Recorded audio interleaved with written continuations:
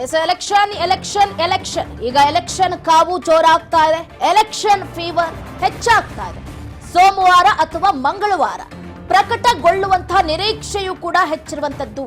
ನಾಳೆ ಬಿಜೆಪಿ ಸಭೆ, ನಾಳೆ ದೆಹಲಿಗೆ ತೆರಳಲಿದ್ದಾರೆ ಮಾಜಿ ಸಿಎಂ ಬಿಎಸ್ ಯಡಿಯೂರಪ್ಪನವರು.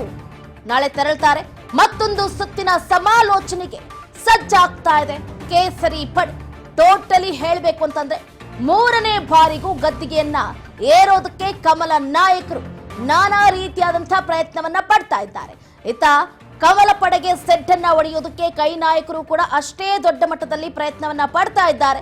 May be may not be. ಇತ್ತ ಸಭೆಯನ್ನ ನಡೆಸಿದ ನಂತರ ಕರ್ನಾಟಕದ 20 ಸ್ಪರ್ಧಿಗಳ ಹೆಸರು ಕೂಡ ಫೈನಲ್ ಆಗುವಂತಹ ಸಾಧ್ಯತೆ ಕೂಡ ಹೆಚ್ಚಿರುವಂತದ್ದು. ನಾಳೆ ಗೊತ್ತಾಗುತ್ತೆ. ಭಾನುವಾರ ಬಿಜೆಪಿ ಮಹತ್ವದ ಸಭೆಯನ್ನ ನಡೆಸುತ್ತೆ.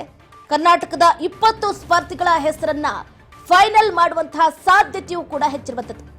ಈ ಸಭೆ ನರೇಂದ್ರ ಮೋದಿ, ಕೇಂದ್ರ ಗೃಹ ಸಚಿವರಾದಂತಹ ಅಮಿತ್ ಶಾ, ಹಾಗೆ ಜೆಪಿ ನಡ್ಡಾ, ಬಿಎಲ್ ಸಂತೋಷ್ ಹಾಗೆ ಮಾಜಿ ಮುಖ್ಯಮಂತ್ರಿಯಾದಂತಹ ಬಿಎಸ್ ಯಡಿಯೂರಪ್ಪನವರ ನೇತೃತ್ವದಲ್ಲಿ ನಡೀತಾ ಇರುವಂತಹ ಸಭೆ ಬಹಳ ಕುತೂಹಲವನ್ನ ಕೆರಳಿಸ್ತಾ ಇದೆ. ಕರ್ನಾಟಕದ 18ರಿಂದ 20 ಲೋಕಸಭಾ ಕ್ಷೇತ್ರಗಳನ್ನ ಒಳಗೊಂಡಂತೆ ಬಿಜೆಪಿಯ ಅಭ್ಯರ್ಥಿಗಳ 2ನೇ ಪಟ್ಟಿಯನ್ನ ರಿಲೀಸ್ ಮಾಡೋದಕ್ಕೆ ಕಾತುರದಿಂದ ಹೈಕಮಾಂಡ್ ನಾಯಕರು ಕೂಡ ಕಾಯ್ತಾ ಇದ್ದಾರೆ. ಇತ್ತ ರಾಜ್ಯ ನಾಯಕರಿಗೆ ಢವ ಶುರುವಾಗಿದೆ. ಯಾಕಂತಂದ್ರೆ ಹಾಲಿ ಸಂಸದರಿಗೆ, ಅದರಲ್ಲೂ ಕೂಡ ಹಿರಿಯ ನಾಯಕರಿಗೆ ಈ ಬಾರಿ ಟಿಕೆಟ್ ಕೈತಪ್ಪುವ ಭಯವೂ ಕೂಡ ಇದೆ.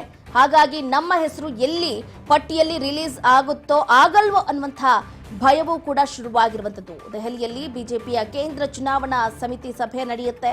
ಆ ಸಭೆಯಲ್ಲಿ ರಾಜ್ಯದ ಅಭ್ಯರ್ಥಿಗಳ ಬಗ್ಗೆ ವಿಸ್ತೃತವಾಗಿ ಚರ್ಚೆಯನ್ನು ಕೂಡ ನಡೆಸಿ ಅಂತಿಮವಾಗಿ ನಿರ್ಧಾರವನ್ನ ಕೈಗೊಳ್ತಾರೆ. ಈಗಾಗಲೇ ಬುಧವಾರ ಮತ್ತು ಗುರುವಾರ 2 ದಿನಗಳವರೆಗೂ ಕೂಡ ರಾಜ್ಯಾಧ್ಯಕ್ಷ ಬಿವೈ ವಿಜಯೇಂದ್ರ, ಸಂಸದೀಯ ಮಂಡಳಿ ಸದಸ್ಯರು ಆಗಿರುವಂತಹ ಮಾಜಿ ಮುಖ್ಯಮಂತ್ರಿ ಬಿಎಸ್ ಯಡಿಯೂರಪ್ಪ ಸೇರಿದಂತೆ ಹಲವು ನಾಯಕರು ದೆಹಲಿಯಲ್ಲಿ ಪಕ್ಷದ ವರಿಷ್ಠರೊಂದಿಗೆ ಅಭ್ಯರ್ಥಿಗಳ ಆಯ್ಕೆ ಸಂಬಂಧ ಕಸರತ್ತನ್ನು ನಡೆಸಿದ್ದಾಗಿದೆ. ನಾಳೆ ಏನಾಗುತ್ತೆ, ಯಾರ್ಯಾರ ಹೆಸರನ್ನ ಫೈನಲೈಸ್ ಮಾಡ್ತಾರೆ, ಯಾವಾಗ ಪಟ್ಟಿ ಬಿಡುಗಡೆ ಆಗುತ್ತೆ ಅನ್ನುವುದಕ್ಕೆ ಉತ್ತರ ಸಿಗುತ್ತೆ.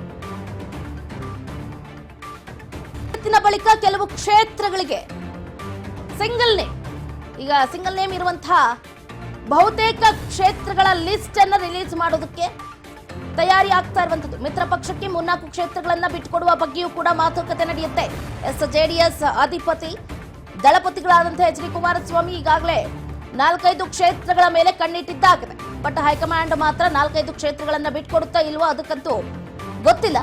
ಜೆಡಿಎಸ್ ನಾಯಕರ ಜೊತೆಯೂ ಕೂಡ ನಾಳೆ ಪ್ರಧಾನಿ ನರೇಂದ್ರ ಮೋದಿ ಚರ್ಚೆಯನ್ನ ನಡೆಸ್ತಾರೆ. ಕ್ಷೇತ್ರಗಳ ಹಂಚಿಕೆ ಆದ ತಕ್ಷಣ ಬಿಜೆಪಿ ಅಭ್ಯರ್ಥಿಗಳ ಘೋಷಣೆ ಆಗುವಂತಹ ಸಾಧ್ಯತೆಯೂ ಕೂಡ ಇರುವಂತದ್ದು. ಸಿಂಗಲ್ ನೇಮ್ ಇರುವ ಬಹುತೇಕ ಕ್ಷೇತ್ರಗಳ ಹೆಸರು ಫೈನಲೈಸ್ ಆಗುತ್ತೆ. ಈಗಾಗಲೇ ಹೇಳಿದ ಹಾಗೆ ಬಹಳ ಕೌತುಕವನ್ನ ಕೆರಳಿಸ್ತಾ ಇರುವಂತಹ 5-6 ಕ್ಷೇತ್ರಗಳಿಗೆ ಸಿಂಗಲ್ ನೇಮ್ ಬಂದಿಲ್ಲ.